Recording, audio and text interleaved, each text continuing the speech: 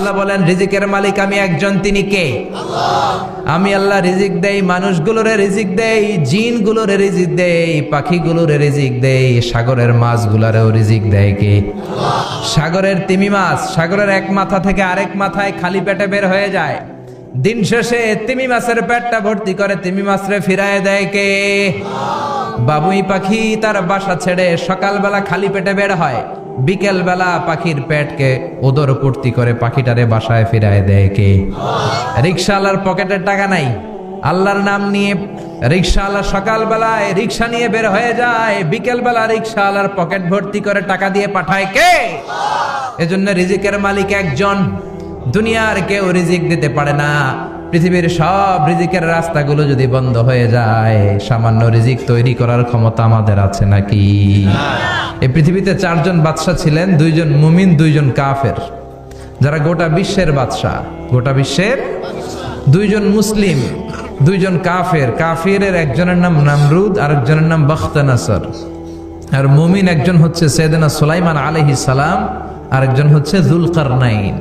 তো সাইয়েদনা সুলাইমান আলাইহিস সালাম আল্লাহকে বলল, আল্লাহ আমি গোটা বিশ্বের বাদশা, আমি গোটা পৃথিবীর সব মানুষগুলোকে একবার লাঞ্চ খাওয়াতে চাই। কি খাওয়াতে? লাঞ্চ মানে কি? দুপুরের খাবার। আল্লাহ বলবেন নো। আল্লাহ বললেন no, it's not your job Sulaiman. Sulaiman এটা তোমার জব না, it's my duty, it's my job, it's my business.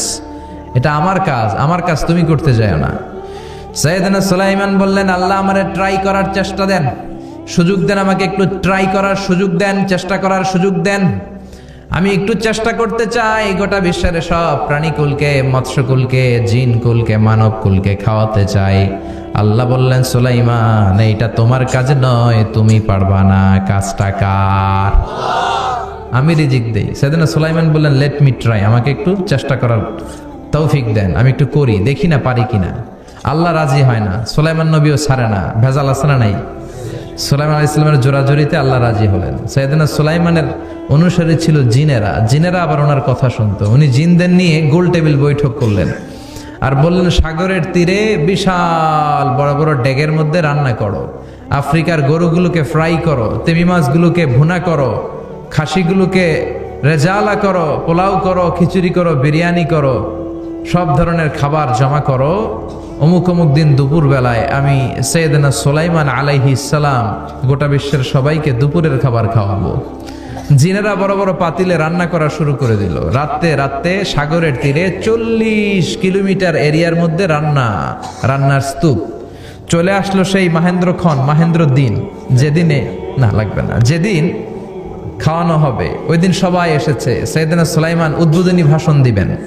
উনি বলতে শুরু করলেন, জিনেরা লাইন ধরবে এদিকে, মাছেরা লাইন ধরবে এদিকে, পাখিগুলো লাইন ধরবে এদিকে, মানুষগুলো লাইন ধরবে এদিকে, সবাই লাইনে লাইনে এসে খাবার খেয়ে যাও। সাগরের ভেতর থেকে বিশাল এক তিমি মাছ এসে বলে, সুলাইমান আমি লাইন মানি না। কি মানি না? আমারে বেলাইনে খাবার দাও। সাইয়েদনা সুলাইমান বলেন, আমি নবী মানুষ, আমি বেলাইন করতে পারি না। তিমি মাছ বলে, আমার পেটে প্রচন্ড ক্ষুধা, এই ক্ষুধায় যদি আমি মরে যাই তাহলে কিয়ামতের দিন আল্লাহ তোমারে ছাড়বে না, কারণ আমি তোমার মেহমান হয়ে এসেছিলাম। ঝামেলা আছে না নাই? সাইয়েদনা সুলাইমান বললেন, বিপদে কি করি? আসলেই তো এই তিমি মাছ আমার মেহমান, আজকে না খেয়ে যদি মারা যায় কিয়ামতের দিন আল্লাহ আমারে ছাড়বে না। সাইয়েদনা সুলাইমান বললেন, ঠিক আছে, শুধু এই তিমি মাছের জন্য বেলাইন, বাকি সবাই লাইনে খাবে। কিছু লোক আছে দেখবেন সব জায়গায় বেলাইন করে, আছে না নাই? র্যাব আছে, পুলিশ আছে, এর ফাঁকেও বেলাইন করে ফেলায়, আছে না নাই? তো সাইয়েদনা সুলাইমান জিনদের আদেশ করে দিল, যাও আফ্রিকার একটা গরু, রোস্ট করা একটা গরু তিমি মাছের পেটের ভিতরে ঢুকায় দাও। তিমি মাছ বলল, সুলাইমান আমি হা করে রাখবো আমার মুখটা, যতক্ষণ না আমার পেট না ভরে তুমি খাবার দিতে থাকবা, পেট ভরে গেলেই মুখ বন্ধ করে ফেলবো। সাইয়েদনা সুলাইমানের কথা অনুযায়ী জিনের বাদশা একটা আস্ত গরু ফ্রাই করা তিমি মাছের পেটের ভিতরে ঢুকায় দিছে, কিন্তু তিমি মাছ হা করে আছে। সাইয়েদনা সুলাইমান বললেন, কয়েকটা খাসি মেরে দাও। কয়েকটা খাসি দিয়ে দিল, তারপরও হা করে আছে। বড় বড় ডেক থেকে পোলাও দাও, খিচুড়ি দাও, বিরিয়ানি দাও, আরো কয়েকটা গরু দাও, হা করে আছে। আরো কয়েকশো গরু দাও, হা করে আছে। আরো কয়েক হাজার গরু দাও, হা করে আছে। সুবহানাল্লাহ কইবেন না? দিতে দিতে 1 কিলোমিটারের খাবার নাই, 2 কিলোমিটারের খাবার শেষ, 10 কিলোমিটারের খাবার শেষ, 20 কিলোমিটার শেষ, 30 কিলোমিটার শেষ, 40 কিলোমিটারের খাবার শেষ। এখনো তিমি মাছের মুখটা হা করা আছে না নাই? সাইয়েদনা সুলাইমান সেজদায় পড়ে গেলেন, ডেকে বললেন, আল্লাহ আমি বুঝি নাই, গোটা বিশ্বের সবাইকে তো দূরের কথা, একটা মাছরেও তো রিজিক দিতে পারলাম না। তিমি মাছ এখনো হা করা, ডেকে বলে, সুলাইমান প্রতিদিন রব্বুল আলামিন 3টা লোকমা খাবার আমারে খাওয়ায়, তুমি 40 কিলোমিটারের খাবার পেটে দিয়েছো, কিন্তু আল্লাহর 3টা লোকমার একটা লোকমার সমানও হয় না। এজন্য আল্লাহ বললেন, ওয়ামা মিন দাব্বাতিন ফিল আরদি ইল্লা আলাল্লাহি রিজকুহা ওয়া ইয়ালামু মুস্তাকাররাহা ওয়া মুস্তাওদাআহা কুল্লুন ফি কিতাবিম মুবিন। আল্লাহু আকবার।